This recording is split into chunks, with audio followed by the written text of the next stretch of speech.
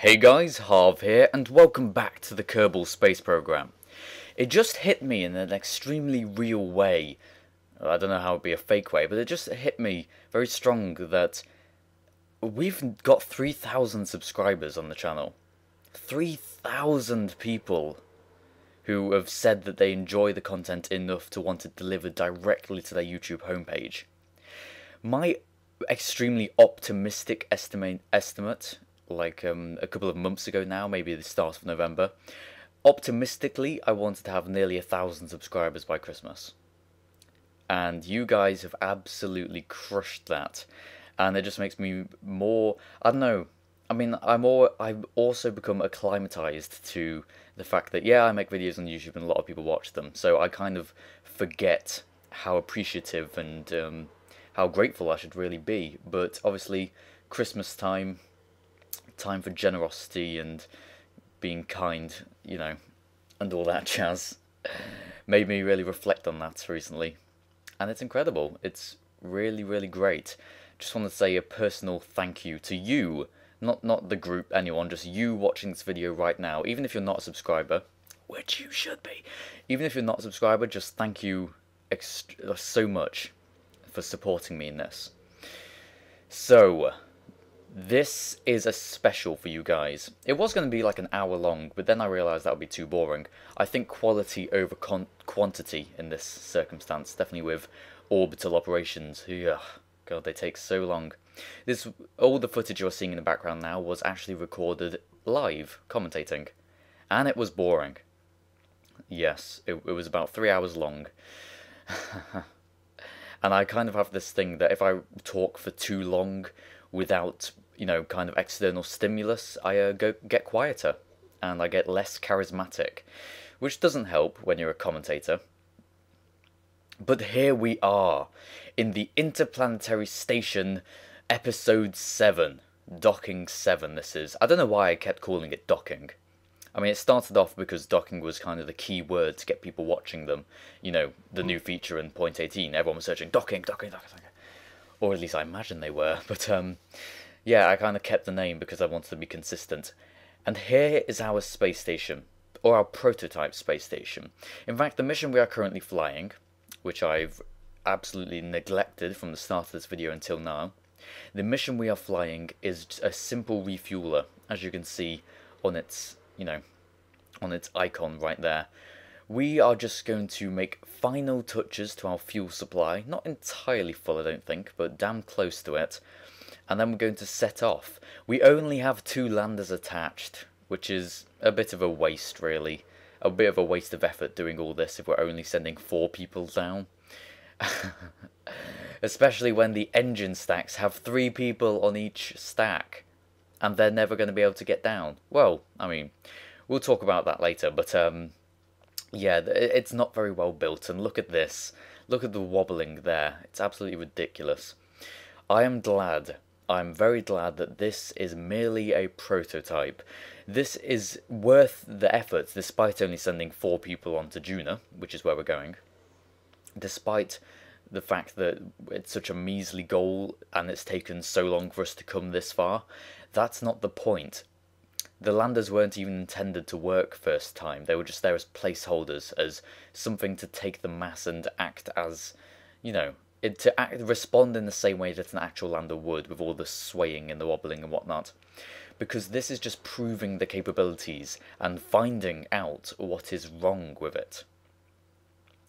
So, what is wrong with it? I think it's safe to say that I built this before I realised that multiple docking ports could be used between 2 different vessels. So if you want to attach 2 different vessels together, say the laterally mounted engine clusters onto that central engine, you can use more than just 1 docking port. That is important, it is extremely important, because it means rather than just having 1 flimsy little docking kind of, you know, 1 flimsy little bit, it means you can dock 2 ships together via any amount of links you want. I was wondering in a recent episode, how can I make this stronger? Because what you can't do is you can't build in space currently. Sure, you can kind of build, you can assemble space stations like we have here, but you can't actually put together different you can't add in new parts and create new parts, which makes sense, but you can't even manipulate parts that you already have. Like, for instance, you couldn't just dismantle an engine and fit it on somewhere else. And you can't make struts. Now, what I was saying was, before I understood that you can have multiple points docking between two vessels, you can't draw struts, and that would be a great method of strengthening everything, because I love struts. Struts are great, absolutely brilliant. I only say that, I mean, they're quite simple, but they're just so useful. They've saved me so many times. It's been like old test pilot videos where, okay, this guy's sent in a ship and it's wobbling like crazy. What do? Less engines, less fuel, more struts! Because they weigh hardly anything. Oh yeah, and I don't think the mass of the strut is actually dependent on its size, which is, you know, it's inconsistent, but it's not too much of a bother. Look at all that wobbling. Oh god, it's horrible. For those of you who don't know, the wobbling is caused by the different advanced SAS modules interfering with each other. Now, another suggestion for things that should be added: due to the recent introduction of lots and lots of right-click menus, context menus as they're called, you can now, you know, control engines and turn them on and off at will. They should have that for advanced SAS. Absolutely. This is coming along, isn't it? Look how big this is. That is really, really big. So let's do the job we're here to do. You can notice it subtly just tilting downwards as the mass is too far away from the central axis, but that's not a problem. We can just commence with the fuel transfer. And I was considering, you know, leaving some in and trying to return this crew, but we do actually install, as our policy is, we actually installed explosive devices on refueling ships. Now, I'd like to point out that the crew signed a contract before getting on this ship. Well, maybe they didn't, because we don't actually have any records of those crew. Strange. But anyway, we have our station. It is full. It is full to the brim of fuel. Whether that's a good thing or a bad thing, I guess we'll find out later. It certainly means it has a lot of inertia. And that means it's going to take a long time. A long, long, long time for us to actually make the burn to get us to Juna. So, to speed things up a little, we've actually got 4 times speed in the editing going here. This is post 4 times speed. So, what we're doing is trying to mess about with the flight planning system. Makes it very good for Interplanetary, certainly. Flight planning helps a lot. You can predict where you're going to go, and if you don't get things first time, then you can go later on into your predicted trajectory and make more adjustments to try and get the target you want to try and, you know, meet up with your ship or your body that you're trying to get. Now, the problem with that, if you're planning off of planning, so you have a planning like we are doing now, we're planning what our burn is going to be, 1 revolution or 1 orbit's time, and then you plan that, and then you decide that later on, should that burn be perfect, you're going to burn at a different point in space along that new orbital trajectory you've set yourself up, and you're going to use that as a crucial part to actually get an encounter with your chosen body. As we're doing now, setting up another encounter, setting up another flight plan. And now the problem with this is that things aren't perfect. More specifically, I'm not perfect. There's our encounter, but are we seriously going to be able to actually perform these flight planning maneuvers perfectly? You'll be surprised, and I was certainly when I found out. This is actually live commentating at the moment. You know, no, not me talking, I mean this recording, this gameplay at the moment. Live commentary, all of it. I was extremely surprised when I found out just how precise you need to be to get the correct intersect, to get your sphere, your target trajectory to go within the sphere of influence of a different body. Man, oh man, oh man. And look at this. We are late.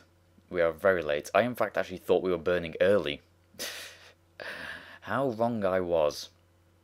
Yeah, and look at all that wobbling. It looks distinctly better now on reflection.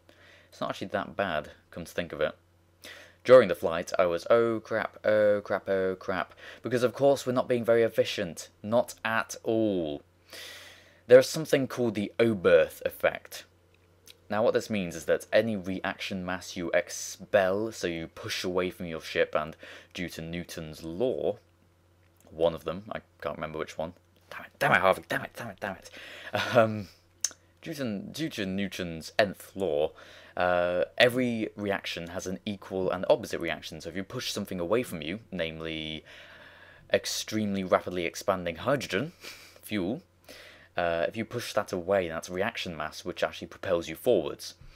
Now, the deeper you are in a gravity well, which is, the gravity, the kind of influence the mass of Kerbal has on us, in orbit around it, the deeper we are, the closer we are to the center of Kerbal, so the deeper into the gravity well we are, the more efficient and the more kick for our buck we get, every time we expel a little more. The deeper we are, the better it works, and the more efficient we are. So, of course, if you aren't at your lowest point, your periapsis, if you aren't burning at your periapsis when you're trying to increase your velocity, then things don't go particularly well. You end up expending a lot more fuel than you'd rather be doing, which is certainly not a good thing. He says, as you hear the clicking in the background, which was me disabling my Steam, because I just got messaged by someone. But here we go. We didn't follow the trajectory. We did not get things perfect, not in the slightest. So we're setting up another maneuver, and we're going to see how we're going to do this. We can't do it just at the periapsis. That's what I was trying to do. I was trying to get things perfect so that we could burn at the lowest point in our gravity well, relative now to Kerbal, the sun, at the periapsis, and we could try and be more efficient. This is not an efficient flight. Not in the slightest. This flight is so inefficient. I do so many things wrong. And I don't care, because this is a prototype flight, and by definition that means screw everyone who's on board. That they aren't real people. And also, something that we should have done a while ago perhaps, is to move all the fuel into the central tank, the one nearest our thrust, what are they called?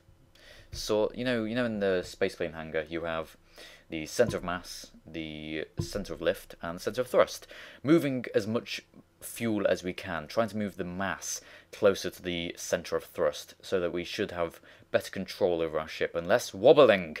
But no, we don't get less wobbling whatsoever. No, we don't. Following our trajectory. Look at that, that is ridiculous. Oh god. Reassuringly, using even just 2 docking nodes actually makes things a lot more stable.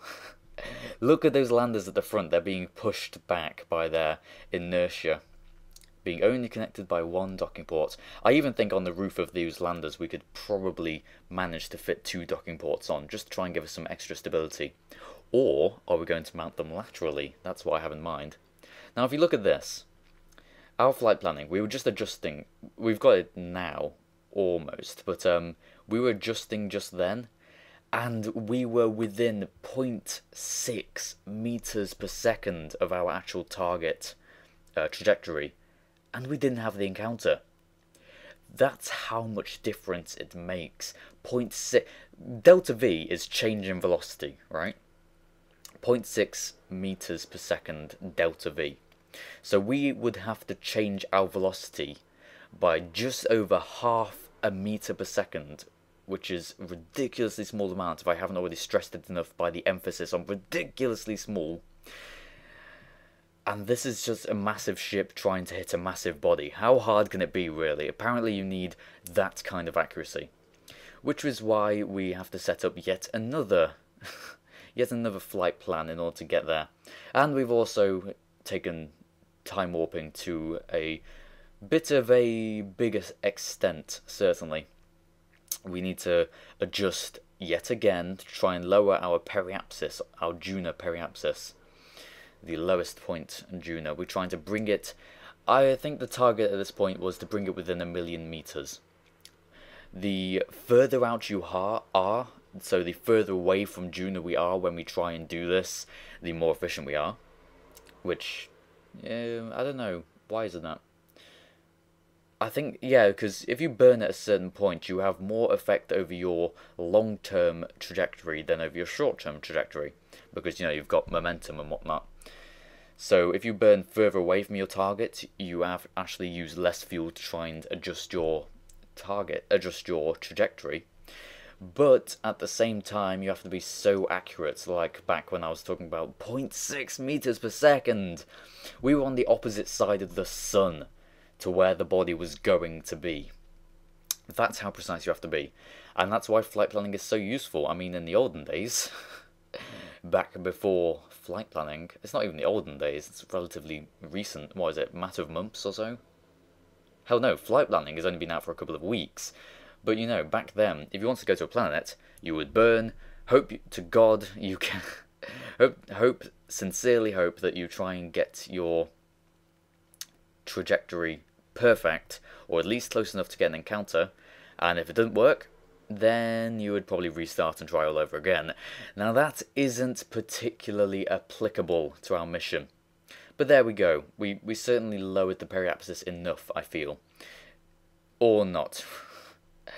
In fact, just then we actually warped completely past it. Man, oh man, time warp. We always want a faster time warp, but we never really get it. For a very good reason. Because if we had too fast a time warp, we would probably warp through an entire mission, miss everything without realising. Matter of a second. Our human brains cannot comprehend the timescales we're talking about when we time accelerate. Because it takes days and we do it in a matter of seconds, especially when we speed things up in editing afterwards. Now, we're here, Juna. Look at this. In orbit around Juna, we have our lander, which we did a while ago in the previous episode, to try and find out whether the lander was actually capable of landing. Luckily it was.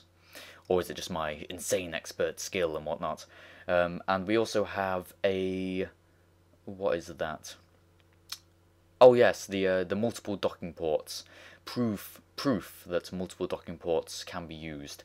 Now, what are we doing here? What on earth is Harvey doing? He's wasting fuel, that's what he's doing, but it doesn't matter because it's a prototype. And goddamn icon counter. Really? Yeah. What I'm trying to do is get the apoapsis to be over the equator. Now we're in a polar orbit, or we will be as soon as we complete this maneuver. Polar orbit, that is not good. Because that means we're going to have to land along that kind of trajectory, and that makes where we land completely hard to replicate. So what we're going to do, my friends, is we're going to try and desperately attempt to put our apoapsis over the equator.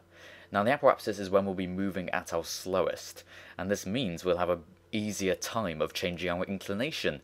That's another big burn, another massive waste of fuel. Man. So instead of actually wasting all our fuel, what I'm doing now is trying to aerobrake. I'm trying to aerobrake a space station. This is a big... that's a nice view. This is a big space station. Look at how big it is. I expect this to be able to aerobrake. How thick are we going into the atmosphere here? 10 kilometers above the surface. That is nothing. We are basically like gouging through the atmosphere at this point. And I somehow think the space station is going to stay together. And that's because it is. Which doesn't make sense, but yeah. These docking ports are stronger than I anticipated. I would at least expect the landers to break off or something, because I do not think that any realistic mission would send, certainly not as deep as we are going into the atmosphere, to try and slow down completely. But I don't think any realistic mission would hope to send such a shoddily built craft into such a shoddily built craft such deep amounts into the atmosphere and hope it survives. Please excuse the past 3 sentences, because they weren't sentences. So here we are. We have aerobraked, and our apoapsis is about 300,000 meters, 300 kilometers above the surface, which is a bit too high. And as we've been talking about recently, it's not over the equator. It's still more over the North Pole, which is not useful. So what we're doing now, well, currently we're actually a bit too deep in the atmosphere, so we're actually burning prograde to try and keep our trajectory almost on course. Probably shouldn't have bothered, although we do need quite a high apoapsis in order to change our inclination. That is another nice view, look at that. But yeah, what we're going to do next is going to waste loads of fuel, and it's going to get us to where we want to be, which is good. Rather lucky, in fact. I think this probably was quite a lucky mission. Although, I don't know, maybe it's just my unconscious expertise coming out. As he condemns... What is that? There's 3 people per command module there. Yeah, that's about 20 people or so. Let's actually add that up. 3, 6... God, I got off school today. It's Christmas. It is the Christmas holidays, ladies and gentlemen, for Harvey here, for HOCgaming. And that means... it would mean loads more videos, but no, it actually means visiting family and friends. So there aren't going to be all too many videos, because unfortunately, I want to enjoy my Christmas as well. Not saying that this isn't an enjoyable thing for me, but all the time I spend rendering and editing and rendering, it takes a significant portion of my day out. Very significant portion of my day. So, what was I talking about before I went on talking about Christmas? Oh yes, we're condemning a lot of people. A lot of people. We're actually condemning 22 people. There are 22 people on this ship. How many of them are landing on the surface? 4.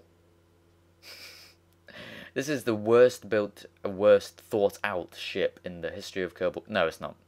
That's going way too far. Do you have any idea how badly some people build ships? Yeah, I'm sure you all do. Alright, so we've managed through some means, somehow, to get our apoapsis over the equator, or at least roughly over the equator. What are we going to do now? Well, if you visualize this in your head, and it'll help the fact that the image is on screen. We are travelling, if you think about this being face upwards now, because obviously everything's relative in space, we are travelling straight down. Like, straight down. And we are going to try and change our target, we're going to try and adjust our trajectory in order to go straight to the right. Which is not going to be easy, because that's almost like slamming on the brakes and trying to do a right turn in space. Safe to say it uses a lot of fuel. And I just then, again, time warping, screwed us over a little, and we actually went straight past the orbital node. Well, at least I know now where I need to burn. Knowledge, that's the entire point of this mission, right? Something I'd like to point out here about the flight planning system, despite being not extremely ergonomic in some cases. Yeah, that's not good. We do not want to go interplanetary, thank you. Yeah, despite not being the most ergonomic thing, it actually is very good in the fact that the normal and anti-normal, which is north and south, they change. They move around. So as you adjust, it adjusts with you, which means that you won't make the classic mistake of thinking, oh, I want to change from a polar orbit into an equatorial orbit, therefore I must burn towards the equatorial orbit. No, because at that point you're not actually slowing yourself down, you're not slowing your horizontal velocity, or you're not slowing your vertical, north to south velocity. You're actually just adding on more velocity and going sideways. So you end up with some sort of diagonal kind of thing going on. But yeah, to get it perfectly equatorial from a perfectly polar, you have to actually burn in between the retrograde position and the orbit you want to go at. So you are slowing down your vertical and also speeding up your horizontal. Speeding up from standstill to orbit. How much fuel does that use? Well, it requires a change of 962.3 meters per second to our velocity. Now, velocity encompasses direction as well, so it's not just that we need to speed up or slow down, we actually have to point in the correct direction and do all this. Which is going to be interesting. We'll see how well this works, certainly. Things may go wrong, things may go right. We are past halfway through this video. And I am happy to say, it doesn't seem to have taken that long. I was thinking this is going to be, what am I going to talk about? But luckily for me, I'm a professional rambler. So I can actually just summon random images to my mind to talk about, which is a useful skill, I have to admit. So look at this. Look at how inefficient we are being, doing all this burning to try and change our inclination. We need to plan things out better. From a further away distance, we need to try and start off with an equatorial orbit instead of starting off with a polar orbit, because that's just stupid. Look at our fuel. Look how much fuel we've expended and how much fuel we've got left. I think 5,000 liquid fuel and, you know, respectively, whatever oxidizer amount we have, about 6,000, that is actually about enough to fill 3 big tanks? Or is it maybe 4 big tanks? I don't know. What I do know is that 3 of those outside tanks have nearly emptied. Why 3? Wait, oh, that was some bad wobbling as well. It's about to get a hell of a lot worse. Why only have 3 of them? He says, as the whole ship starts pointing in the wrong direction because 2 engines are burning, and they are not correctly aligned. They are not around the centre of mass.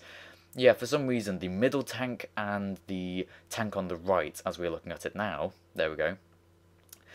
For some reason, they are holding the fuel. And the other 3 decided, nah, sorry, I just want to burn my fuel and get out of here. That's my job done. Yeah, so luckily that happened towards the end of the burn.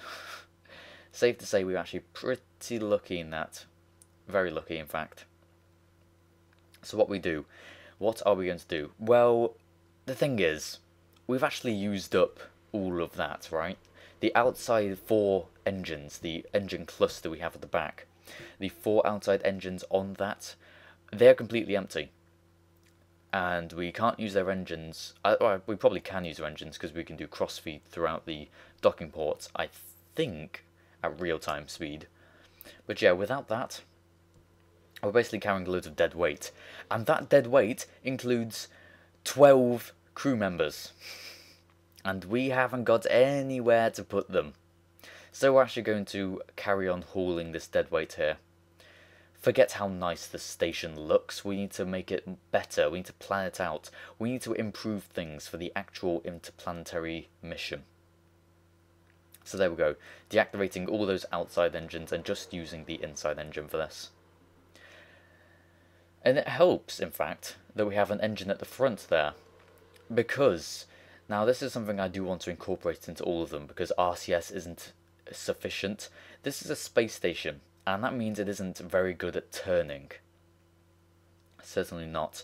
So what happens is we put an engine on the opposite side, so that we can burn retrograde when we require it.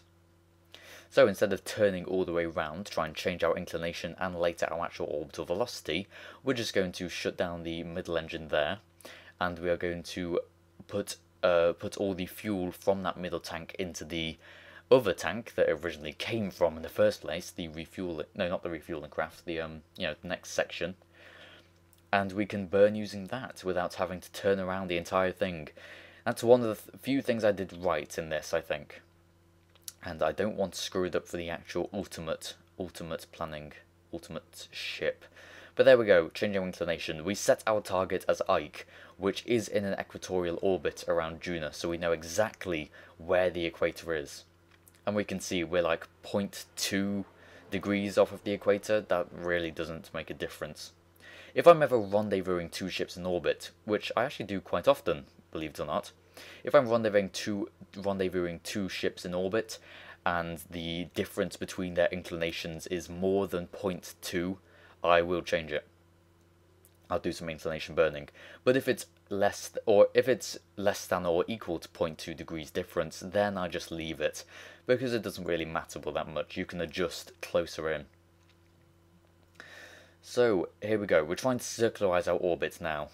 So we've using the not main engine, the backward facing engine, in fact, we've circularized without having to turn the entire ship loads, which is good. There's about, I don't know, it's something like 102 to 103 kilometers periapsis to apoapsis, so that's pretty good. pretty good indeed. And now we have our ship. So, where are we going to land? Well, first of all, before we even consider that, let's take a look at our multiple docking ship. Can we bring this thing in, maybe attach it to... No, look at the fuel levels. It would be a pointless waste. And also, look at all those people. There are 9 people there. 9 people stranded in orbit around Juna with hardly any fuel. Yeah, that wasn't particularly thoughtful of me, was it? That brings the death toll, unless we can return these prototype, all of them safely, which will do eventually, but probably not. That brings the death toll up to, was it 29 now? No. Brings it up to 31. 31 people we've condemned to orbit Juna until we rescue them. Wow. That's a lot of people, I can tell you.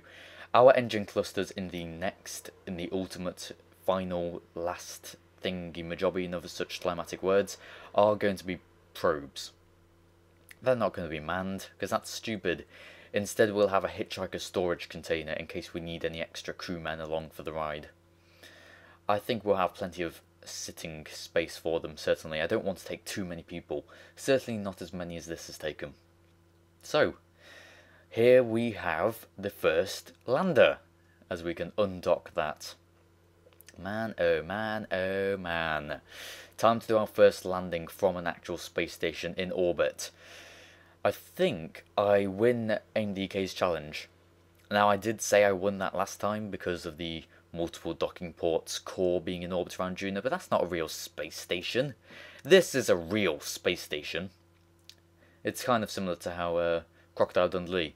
You think that's a knife? This is a knife. But yeah, that voice was terrible. Pardon me. Do pardon me. But yes, we have a actual space station in orbit around a different planet, and it is our actual space station, so we still win the challenge. We still win. We are winners here, aren't we? Certainly. Bit full of yourself, Harvey. So, we've chosen our landing spot. There's a very nice crater there. It's very spherical, it's a very easy target, and we've got a very kind of accurate way of landing ships in the same space. It's really not accurate at all, but you know, I like to think of this. If we look at the circumference of the equator and set our target for the very edge along the equator, then we should, due to air resistance, we should land somewhere in the middle. And we don't, obviously. But if we do exactly the same burn later with our second lander, we should land somewhere near the other lander. And we don't, obviously. Yeah, it's very hard to get things to land directly next to each other, unless they are going into the atmosphere together. And break them apart at the last minute might be a good idea. But there we go. Burning retrograde just to try and make sure we don't rip off those parachutes. And we can descend onto the surface of Juna. Take a look at our instrumentation. 190 meters off the ground. We're burning. We're not using advanced SES because we haven't got any, so we're just relying on the parachutes to point us upright. Just burning, swaying around, but we do land at under 5 meters a second. And we're tipping, tip. How is this possible? How can we be tipped? There we go. Man, that was crazy. You're so crazy. Yes, but here we are, Lander Mark 1. Lander Mark 1.1 has been landed on the surface of Juna. There it is. Smack bang not in the middle of that crater that we chose. So, Lander Mark 2, it's now your turn. If we just quickly warp around Juna and get into the same position again. I have to say, it's going well. We are nearly finished testing our prototype. And there are a list of things we want to change. I'll probably go over that at the start of the next episode. Because the next episode will be designing and assembling our actual space station. Shouldn't take 7 episodes. Or 6 episodes of assembly. Because obviously making a prototype is proving the concept and making sure everything is kind of ironed out. Takes longer, I expect. But you never know, we may come up against some problems. We can undock Lander Mark 1.2 and we can send it on its journey down onto the surface of Juna to hopefully reunite with its other lander, its brother. Just bring it down, and like last time, we'll just bring the trajectory onto the lip, and that should hopefully mean that we have enough air resistance to drag us down to pretty much next to it. And I mean, you know, I say it's not very accurate, it isn't, but we do get pretty close, as you'll see very shortly. What happened to repacking parachutes? Do you have to cut them and then repack them or something? I don't know. I think that's the case. It might well be the case, certainly, because those parachutes, like, I don't know what happens to them. You use them and then they disappear. Now, to me, if you cut a parachute, then you've detached it from your ship completely. There's no way you can get it back in there because you've cut the rope, literally. Rather like a very, very popular iPhone game. But yeah, you've cut the chutes away, so how can you repack it? Surely you can't.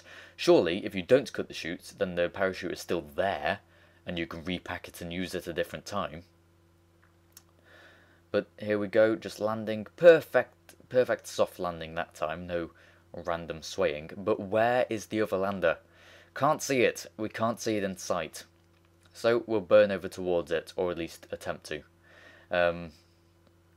Yeah, we do actually muck this up, I think. But the reason I want to know about repacking parachutes is because we have 22 people in orbit.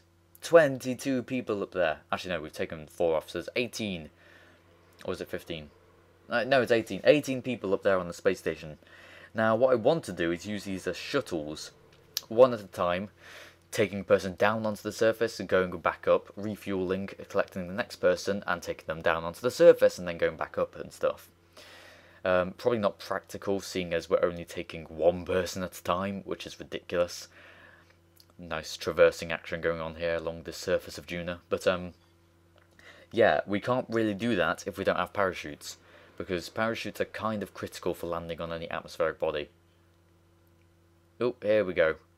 Now we are near the lander. We are near. Not near enough for my likings, really. So we switched to the other one, which has more fuel, so it makes sense to do the final little hop with the one that has the most fuel, try and keep things even.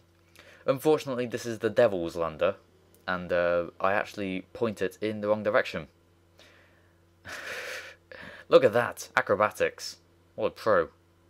What a pro these pilots are. They just don't realise that they've stranded themselves on Juna. So let's quick load. Luckily we quick saved, oh yeah, ages ago. Yeah, it's not great, isn't it? Actually, yeah, we're still over here. So once again, we'll do our traversing technique and whatnot.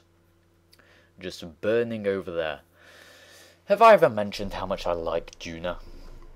No, I think last time I commented on Juna's appearance, I was saying, ew, the red contrasts with the green faces. That's rubbish.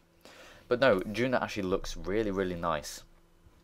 I think it is my second favourite non-Kerbal body. The first favourite probably being Lathe, which is where I'm thinking we're going to take the ultimate interplanetary fleet. Many reasons. Lathe is like Kerbal, so there's more chances of population, I believe. Lathe has an atmosphere that contains oxidizer, oxygen. So could we send a space plane to Lathe? Could we dock a space plane onto our interplanetary fleet and take it along for the ride, maybe? That might be a good idea, because if you think about it, on paper, using a space plane as a lander is a very good idea. If you think about kind of Skylon, cheap access to orbit, because you get the lift from the wings, you don't have to rely on an engine to push your way through. And you're using air-breathing engines for the majority of the lifting, so everything you're doing is using 1/8 of the fuel requirement. It's actually pretty crazy. So yeah, there's something definitely to consider. Absolutely. But here we are, and this is the end of the episode. It has been a long one. My voice is tired. If anything went wrong during this recording, then I may well have to re-record it all. I was going to say something a bit more severe, but no.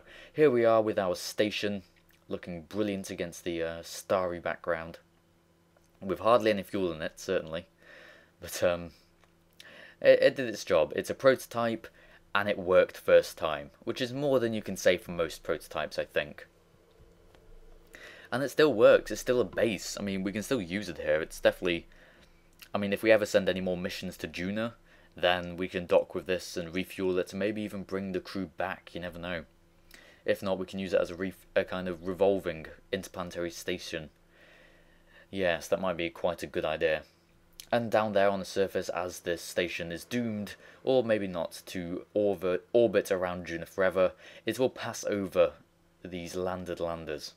Landed landers. Man, oh man, oh man. I must be getting tired.